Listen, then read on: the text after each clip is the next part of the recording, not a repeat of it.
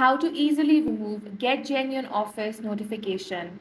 In this video, I will guide you step by step on how you can easily remove Get Genuine Office notification. The first thing you want to do is open up Microsoft Word, or you can open up Microsoft Excel as well. Then click on File. Now select Account. Here you will have the option of Office Updates. Click on that drop down.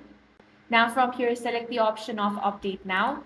Then wait for the update to finish. Once it has been finished, you want to click on the search bar and search command prompt. Right click and select Run as Administrator. Now the first thing you want to do here is paste this prompt.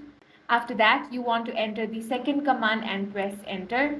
Now it's going to download Microsoft 365 and Office updates. This process will take some time to finish. Once it has been finished, you simply want to open up Microsoft Word, click on Account again, and this time select Updates option. Now you want to simply click on Disable Updates option. Now you will no longer receive the Get Genuine Office notifications, and that's all for this video. If you found it useful, make sure to hit the like button and subscribe for more videos like this.